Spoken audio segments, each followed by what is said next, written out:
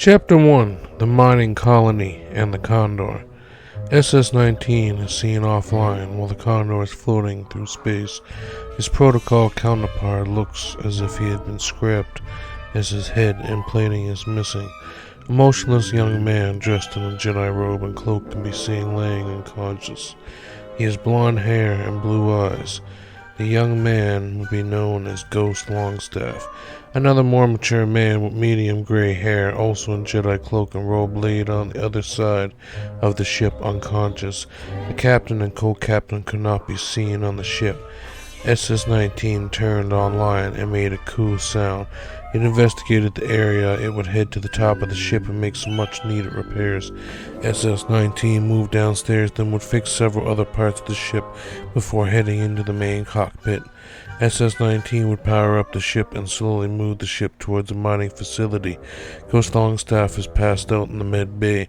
When he wakes up, he cannot remember how he got there, but it is clear that he has sustained some damage. Ghost Longstaff could just remember everything going black. SS-19 must have somehow got him to safety. Ghost Longstaff had no idea how much time had passed or how long he had been on this mining facility for. Ghost Longstaff jumped to his feet and looked around as if there were no doctors or staff or droids. He found this odd. Ghost Longstaff noticed he was in a medical jumpsuit and his clothing and stuff were gone. Ghost Longstaff looked around the room and could not find anything. As he left the room, he moved into a hallway. There was a medical room, but it was locked, so he could see another man in the room. Ghost Longstaff moved into the following room, which had a computer. He would look through the logs. A holo played and showed the doctors and medical droids bringing him in. The doctor said, "Subject 1 looks healthy, but has been sleeping for 3 days. He was wearing Jedi robes, but had no lightsaber. We took a log of the crew we brought in from the light freighter, registered as the Condor. There was an astromech droid, an SS-19, that was piloting the ship and docked it here. We took the droid into maintenance to wipe it. We are taking it to the boss to see if it has any use here.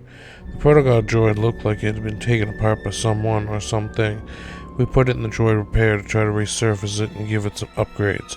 The doctor sees another droid come in, who seems to be her boss. The male doctor said to her, "Those 2 Jedi haven't woken up yet?" The female doctor who was recording said, "No, not yet, sir. We have not been able to identify them yet." Holo recording would end. Ghost Longstaff opened up the main door. It seemed like the other door that was locked had a key card. He would have to find the main doctor. Ghost Longstaff left the room and left the med bay. He came into a bigger section. He would see a blaster on the ground near the dead guard. He picked it up, having a bad feeling about the place.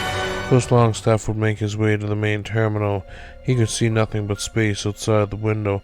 The facility looked big. As he looked, he saw another log. He would play it. He saw the main doctor who was standing there near a technician.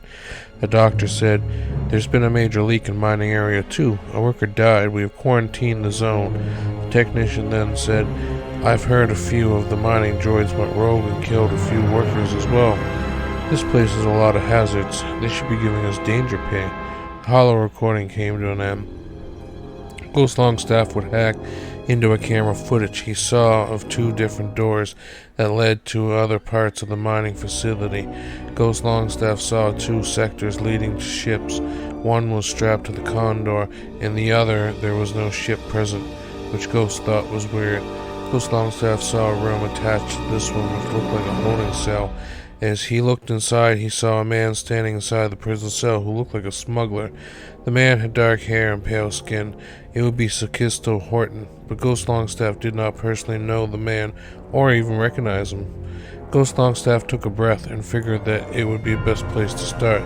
Ghost Longstaff entered the lockup and the man looked surprised.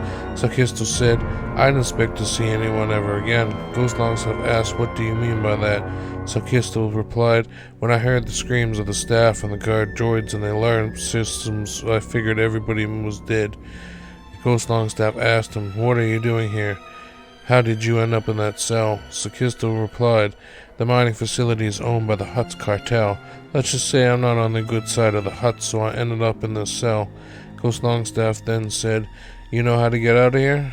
Sakisto replied, I'm sure if you let me out, I can figure out something. Ghost Longstaff released Sokisto from his cell. Sokisto thanked him, and they both left the room. Sokisto asked, "What's your name?" Ghost Longstaff responded, "Ghost." Sokisto smiled and said, "Sokisto."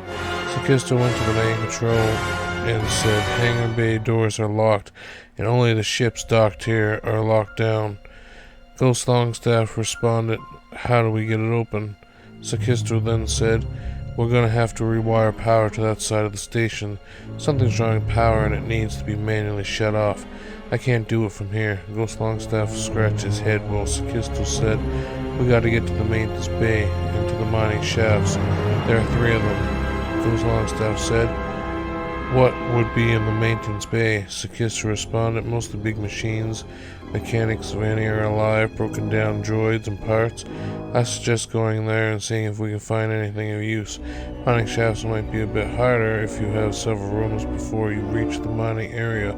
You'll have to pass through a briefing room, crew quarters, and a laboratory." Ghost Longstaff said, "I can do this. How are we going to get through the mining shaft tunnels?" Sokisto responded, "I can help you from the main terminal and guide you with the camera system." Sokisto handed him a comm. Ghost said in a sarcastic tone, "You sit pretty while I get us out of here." He grabbed the comm and walked to the maintenance bay. Ghost Longstaff left Sokisto and traveled through the station to the maintenance bay. In the corridor leading the bay, he saw scraps of droids and evidence of a blaster fight. Ghost Longstaff pressed his hand against the door of the maintenance bay. Ghost Longstaff could hear a rumble and would try to open the doors, but they were jammed. He would look around and see a tackle box. One of the workers, he moved closer to see if he could find anything. In the tackle box, he found a viral blade. He gripped it and put it in his hand. He would use all of his might and force, whacking it at the door. Finally, something happened. Gears moved within the inside of the wall. He had seen the door open up a wide room with several bodies of the former workers of the station. Some damaged and destroyed mining droids filled the room. Within a few moments, 2 mining droids targeted them, moving in, trying to get a shot in. Ghost Longstaff moved swiftly. He seen that they were damaged. He moved to one of them. He could barely move and swung his blade, causing it to malfunction. As the other mining droid got shot, it was easily dodged as Ghost moved in, bashing the center of the droid, its legs falling, leaving it looking like a spider with no legs. Ghost Longstaff moved to one of the workers' bodies. He noticed a data pad. He would pick it up, read the worker's log. The worker log said, "I've been on this facility for about a month. Now everything went smoothly until those Jedi were captured. I thought it was weird since a week before they arrived we captured a political prisoner. I'm not sure why they would hold a political prisoner in a deep space mining facility. Nothing seems to add up. We have 2 Jedi in the med bay and one's being transferred to recovery. The droid's starting to act up. I've seen 3 mechanics injured today. I hope they figure this out before things get dangerous." The data pad ended. Ghost Longstaff got the feeling that something really bad happened, as it seemed like more was going on than any of them knew about. Ghost Longstaff would notice a computer in the center of the room. Only one mining droid lay guard over it, sucked up on it, and managed to slam it. The blade before it even targeted on. It feels like the workers who sacrificed themselves made it easy to finish off most of the mining droids who had survived. Ghost Longstaff moved to the terminal and would first check the status of the mining shafts. They were closed, locking off the main security center and the mining facility. The main computer would be useless once security lockdown procedures were issued. Sokisto came over to the comm and said, "I can see you on the main computer." Luckily, the camera's down. They're still active. Ghost Longstaff responded, "The entire work crew here is dead. I expect the same across the facility. The mining droids went rogue for some reason. Mining shafts are locked down." Sokisto responded, "You should be able to unlock the mining shafts from where you are once you bypass the system. Be careful, we don't know what's down there or in security." Ghost Longstaff said, "I guess there's no way to unlock the hangar bay from here." Sokisto sighed, "Unfortunately not. You must get into the security and end the security protocol for me to unlock the hangar." Ghost Longstaff responded, "Roger that, over and out." Static could be heard as Sokisto ended the comm call. Ghost Longstaff seeing what options he had. He looked into the security cameras of the mining shaft. He could see the 2 shafts were compromised. One had collapsed with minerals and another had been breached to space, with the center shaft would be his only path, which had 3 rogue droids. He could tell that they were damaged. It would be a battle he felt confident about. The security center cameras were offline. He frowned as he seen 2 logs stored on the maintenance bay computer. He played the first one, which came up muffled. One of the workers on the ground, who was now dead, was speaking in the video. He said, "The droids are rebelling. They blasted open one of the mining shafts and collapsed a group of workers and minerals. And we tried to shut them down, but something or someone overran the shutdown. I'm not sure if one of the mechanics or programming is behind this, but I will get to the bottom of this. The work would be shut down by a droid." Ghost Longstaff then said, "This does seem fishy." The second video played. It would be from a month ago. A man dressed like a mechanic could be seen. He said, "If these slumlords want to shortcut people who built this place, then I'll leave one last parting gift. Someday this place is going to fight back. I doubt any of the people they can find willing to work for next to nothing on this rig will even have the smarts to find this." Ghost Longstaff said, "That answers the droid mystery." Ghost Longstaff still knew there were unanswered questions. He opened the central mining shaft and would leave the terminal as he learned all he could from it. Ghost Longstaff moved towards the mine shaft. As he moved through the tunnel, he noticed it was empty. He wondered where the mining droids had gone. He got to the end of the mining shaft. He could hear small explosions coming from the security center. Ghost Longstaff entered the security center. He could see the dead mechanics and security officers on the ground. A lone man laid on the ground against the main security terminal and computer system in the middle of the room. Ghost Longstaff went over to the wounded security officer, sitting him up against a chair, and asked him, "What happened here?" The wounded security officer said, "When you opened that door, the droids were trapped in the shaft and got in. I should have known. I wouldn't have survived here forever with a broken leg." Ghost Longstaff then said, "How did you break your leg?" The wounded security officer said, "When the droids first rebelled, we took cover in here. My leg got stuck in the doors before lockdown. Just got it out in time to keep it up, breaking it in the process. It didn't manage to matter in the long run." Ghost Longstaff then asked, "Are there any other survivors?" The security officer said, "Not that I know of. Everyone outside was killed. We managed to eventually take out the droids outside with the station turrets, but it was too late to save any of the workers. I think everyone in the men's bay died too. We lost communication with the upper level of the facility. Not sure what happened to the prisoner or the Jedi they were keeping in medical." Ghost Longstaff nodded and said, "I've got no med packs on me, but I could try to get you to medical and give you a fighting chance." The security officer looked up to him and said, "You need my pass card. It's in the locker across the room. I'll give you access to anywhere on the first level. Should get us in medical. Here, you should take my blaster too. It won't be able to use it. Hard to say how many more droids are lurking." Ghost grabbed his blaster and then went to the lockers till he found one with a pass card in it. He put it in his pocket, then moved back to the security officer. He would pick him up and hold him by wrapping his arm around his shoulder like a sling for the security officer to lean in on. Ghost would guide him out of the security center through the mine shaft, then asked him, "What's your name?" The security officer responded, "Furtis." Ghost nodded as they hobbied through the maintenance bay and back through the hallways to the main room. Sikisto was in. He moved to the far side and locked the medical bay using the officer's pass. When they entered the medical bay, the medical droids came to after them. Ghost shot all of them down. Sikisto looked across the room, seeing many terminals and tables. He had seen an examination room and a room full of Bacta tanks, both to which were locked. Ghost Longstaff began to stock up on medical supplies while Sikisto moved over to the computer. He would hack into the medical system of the mining facility. Medical records. Sikisto would find most medical records came from the employees of the facility, besides his own medical exam when he was imprisoned and the Jedi admitted into the facility. As Sikisto read through the files of the Jedi, he noticed information was limited. He recognized Ghost Longstaff as being one of the Jedi, but the more elderly fellow he did not know. Ghost Longstaff had finished packing up the medical supplies and said to Sikisto, "Any chance on getting into the examination room?"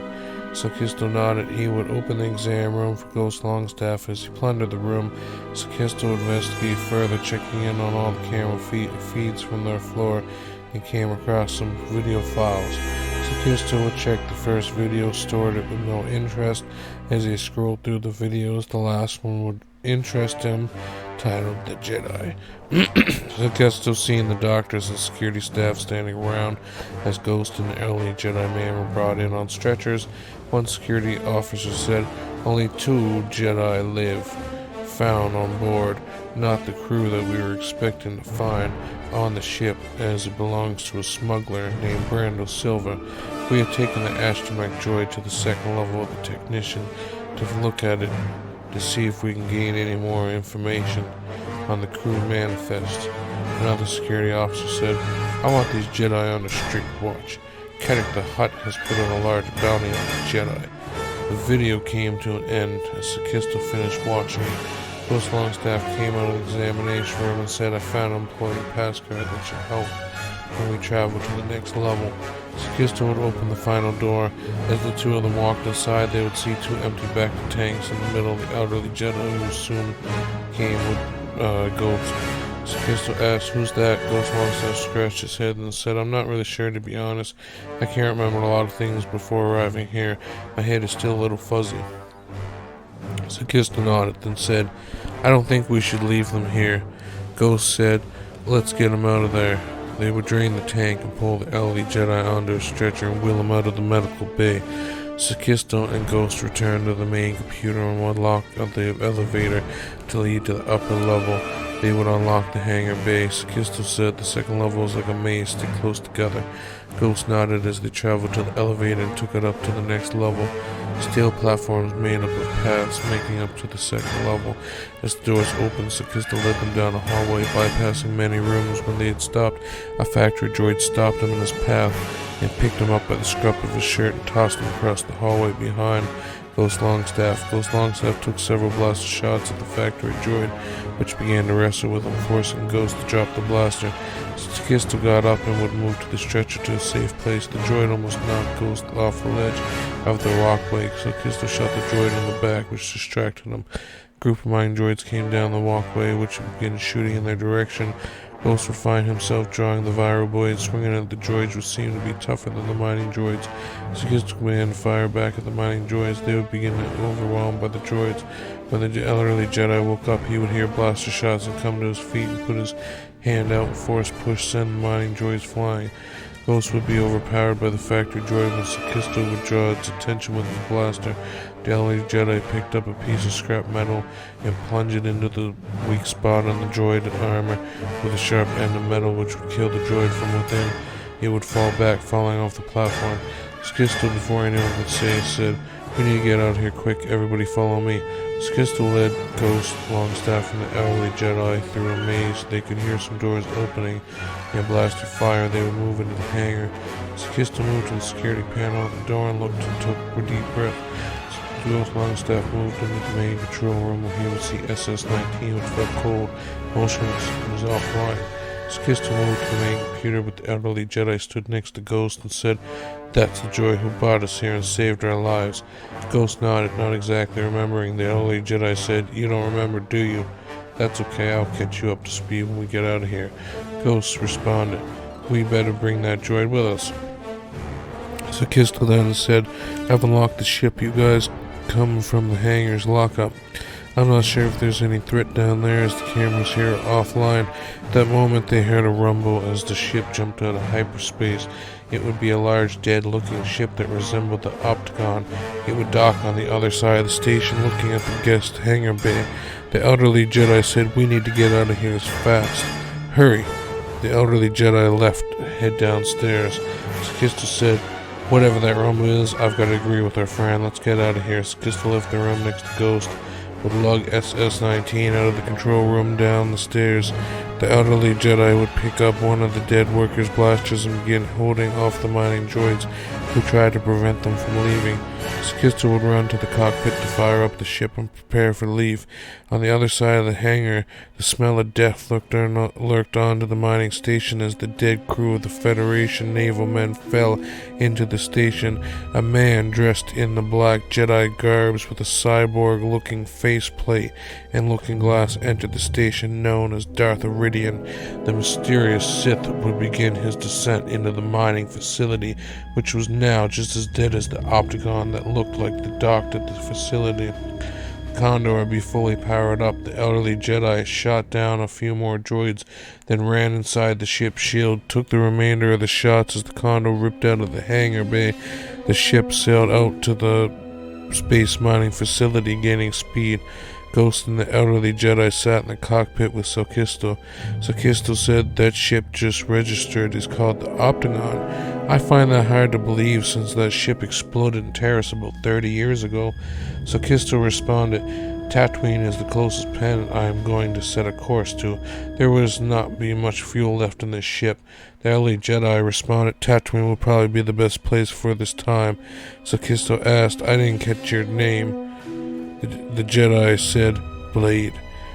Ghost Longstaff's memory was blank as the ship jumped to hyperspeed. Blade, the elderly Jedi, said to Ghost, You were barely alive when I found you before the mining colony. Your ship crashed and did not survive until we came under attack by a cartel fleet. The cockpit sustained a large amount of damage. Luckily, SS-19 got us to safety. Ghost Longstaff tried to remember. He could see visions of the ship coming under attack and being knocked out unconscious, but could not remember anything before that. He let out a sign. Blade responded, Your memory will come back in time, or bits and pieces. You've sustained a lot of damage over the years. As they came out of hyperspace, they could see the desert planet of Tatooine. The planet did not have a space station and had become very remote over the last few centuries. The Condor landed in a spaceport in the city of Mos Eisley. Sokisto responded to the two Jedi, We have arrived in Mos Eisley, probably the best place to disappear to and recollect ourselves. Ghost Longstaff looked at Sokisto and asked, Still I haven't asked how you ended up in that containment cell before I found you. Sokisto laughed and then said, I imagine you have discovered that I am a political prisoner. Part of this is true, yes. 10 years ago I held office for the Senator of Coruscant. That was when the Federation was still around. Blade responded, The Federation was doomed to fail when the purpose of their alliance ceased to exist at the end of the Second Imperial Civil War. The defeat of the Sith. We are lucky it has survived as long as it did. I am surprised it did not revert back into the New Republic before its untimely collapse. Ghost Longstaff responded, A lot has changed in the last 10 years. Sokisto asked Ghost, You are both Jedi. Why didn't the new Jedi Order come to rescue us on the mining facility? Blade waited for Ghost to respond. First, pause of silence fell over the crew as Ghost Longstaff said, I was a Jedi, but I am no longer one. I am still fuzzy on how me and Blade met, as I was traveling alone for several years before leaving the Order. Sokisto nodded and said, How come you left the Order? Ghost Longstaff signed, That is a long story for another time. I think we need to focus on Mos Eisley right now. Blade said, We will have more time to get to know each other. The crew departed from the ship, seeing many other landing pads, the ship's dock. Sokisto, Ghost, and Blade left the docking areas, entering the main plaza, where they would see the black market vendors. Everywhere travelers from all across the galaxy came. Mos Eisley seemed to be a busy starport on Tatooine since the Battle of Yavin. Sokisto and Ghost both looked lost, staring out into the crowd. Blade grabbed them both and then said, Keep on moving, don't draw attention to ourselves. Let's go to the cantina and see what we can find. Blade led them to the cantina, where they would get a table and drinks. A TV screen was playing, broadcasting a Rhodian who said, The planet of Coruscant is under siege by the Hutts, who are claiming the center of the galaxy for outstanding debts from the late Federation governments, who have become bankrupt and now are the property of the Hutts. Sokisto responded a bit upset. Those Hutts are filthy gangsters and cheats. A rebel commando dressed in desert camo, a defensive vest with short blonde buzz-cut hair and black visors, glasses chewing on something long and stringy, pulled a chair up to their table and said, I'll be careful how loud you say that. You are on one of the Hutt's planets. Name's Marth Rocco. Can't help but to notice you boys look a bit lost. Ghost Longstaff responded, It is a pleasure, Marth. I am Ghost. These are my friends Blade and Sokisto. Blade simply nodded to Marth, and Sokisto said, Marth Rocco. The name seems familiar. Marth nodded, then said, It should be. I'm the one in charge of getting you back to Polis Massa. Ghost had a look of confusion, where Blade said, A rebel commando? I'm surprised you would come into Hutt space yourself.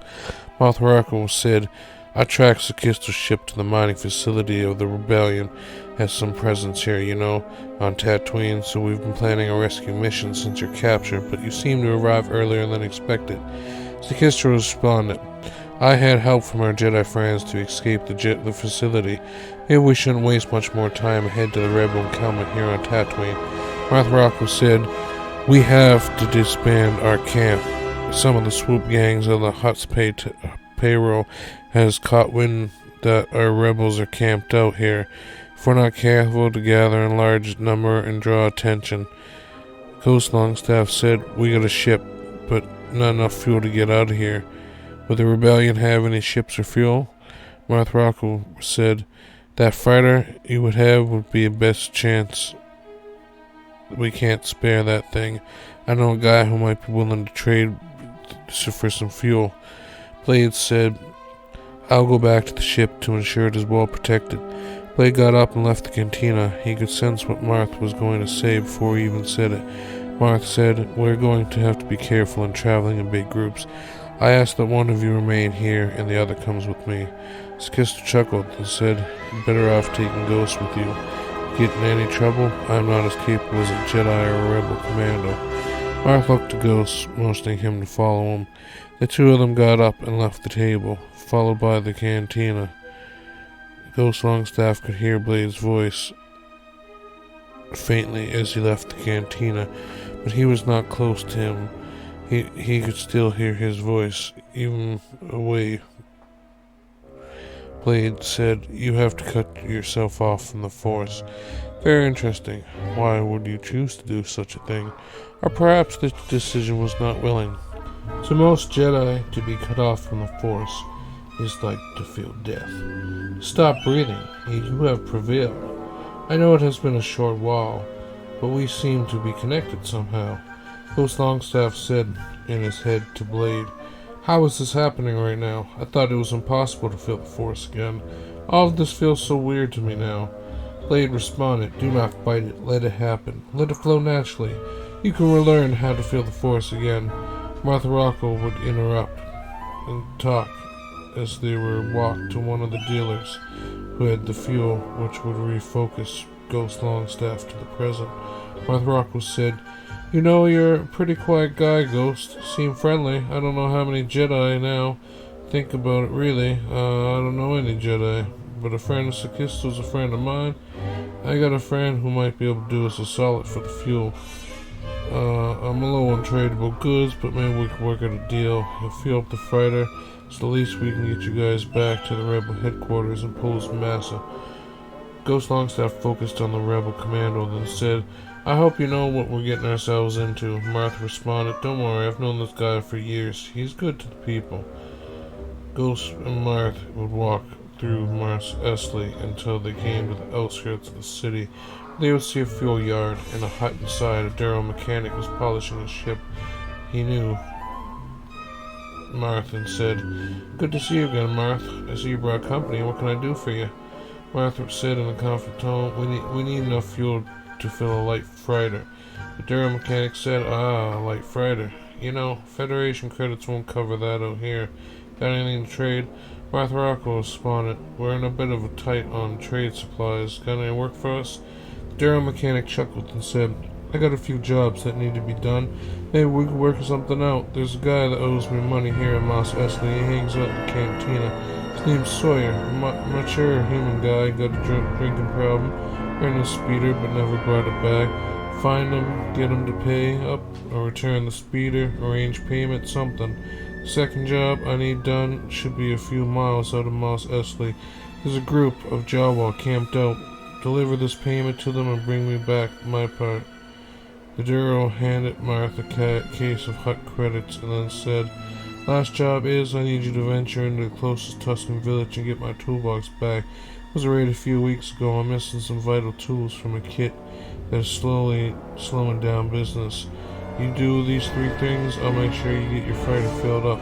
Ghost Longstaff nodded, and Marth Rocco said, you got a deal, partner. Ghost Longstaff and Marth left the fuel yard and returned to the center of Mos Eisley. Going into the cantina, they could see singers, dancers, and many people partying. Marth noticed a few gangsters, then stood out from the normal crowd, but nothing they couldn't handle. Ghost Longstaff seen a man that could fit Sawyer's description at the bar. He moved to take a seat next to him, and Marth sat on the other side as they cornered him at the bar. Sawyer was barely hanging onto his seat when he said, "Bartender, another drink." Sawyer slurred his words. Marth Rockwell then said, "This one's on me, my friend." Marth placed Federation credits down on the table. The bartender began to complain, so Marth put twice the amount, which calmed the bartender down. Ghost Longstaff then said, "You must be Sawyer." Sawyer laughed as his cup was reported and said, "You guys ain't so bad. Hard to find decent folk here in Moss Esley." Marth Rockwell got straight to the point and said, "I hear you running out of speeder, or owe our Dora friend some credits." Sawyer's face changed color and said, "Yeah, about the speeder, you see, I owe David Arizona a lot of credits too, so the exchange repossessed the speeder. Don't think we can get it back." Ghost Longstaff then said, "You should at least pay the mechanic something for the loss of the bike." Sawyer shrugged and said, "I barely got enough to get the exchange off my back, let alone the small guys." Marth Rockwell said, "What's the best place to find him?" "David, Arizona." Sawyer hiccuped and said, "There's a tower in the center of Moss Esley. He calls it the Treasurer's Vault. The lower and middle levels are guarded, but many of the rooms and chambers are full of junk he hoarded. You'll find him on the top floor. If you can get that far without the exchange vaporizing you or putting you into a cell, the speeder is locked up outside. Might be able to steal it, but they become looking for you eventually." Ghost Longstaff got up and so did Marth. Marth turned to him and said, "Enjoy the drink." Ghost Longstaff and Marth traveled to the tallest tower in the center of Moss Esley. Sawyer had said to the speeder all along there were others locked up outside. There was 2 exchange thugs guarding the front door. They were locked tight in the camera watching the outside. Marth wasted no time. He would pull 2 blasters out and begin lighting up the tower by killing the 2 exchange thugs. He yelled out to Ghost, "Get that speeder, and I'll hold off the exchange." Ghost Longstaff moved to the speeder and would try to unlock it. 3 more exchange thugs came out of the door, firing as Marth. He would dodge their shots and pick off each one of the thugs. He laughed as if saying, "Is that the best you got?" Ghost Longstaff moved to hack into the system and regretted not spending more time on learning technology. A wave of exchange thugs stormed at the tower. Marth was not overwhelmed. SS-19 came rolling up behind Ghost, who was struggling. Within a matter of moments, he had the bike unlocked. Ghost said, "Wow, I didn't know you had woken up, SS-19. SS-19 beeped away, explaining Blade had fixed him. As the bike came unlocked, Ghost Longstaff jumped on, and SS-19 hovered in the air, escaping down the road, while Ghost powered up the speeder and picked up Marth, who was covering them from the back seat of the speeder as they rode off towards the fuel yard. As the speeder arrived at the fuel yard, they had lost the exchange. Thugs returned the speeder, then set off towards the Jawa encampment a few miles outside of town. Marth and Ghost had seen a Jawa parked at the entry of the dunes and several Jawa traders. Marth tried to speak with them, but they had no luck. Ghost Longstaff began speaking to the Jawas and explained that they had come to pick up the part for the Duro. Ghost told Marth to drop the crate of credits. One of the Jawas struggled to pick up the crate. Another came to help him carry it off into their craft. They returned with the part. Ghost and Marth walked back to the fuel yard. Marth said, "You think the exchange is going to come looking for that speeder?" Ghost Longstaff responded, "I wouldn't put it past them. When they get back to the fuel yard with the part the Duro mechanic had, he hollered out, 'The exchange just showed up looking for you guys.' Luckily, they believed me when I said the speeder was here the whole time, and I showed them the papers. I'd be careful if I were you guys. You don't want bounties on your heads." Marthy said, only one last job. Wouldn't be willing to lend us a speeder or 2. Mechanic signed, then said, "There's 2 out back. Just make sure they come back." Marth and Ghost agreed. They got on the speeders and made for the Tuscan camp. They parked their speeders behind the sand dune overlooking the village. Marth and Ghost snuck into the Tuscan village, searching empty tents until they found the toolbox.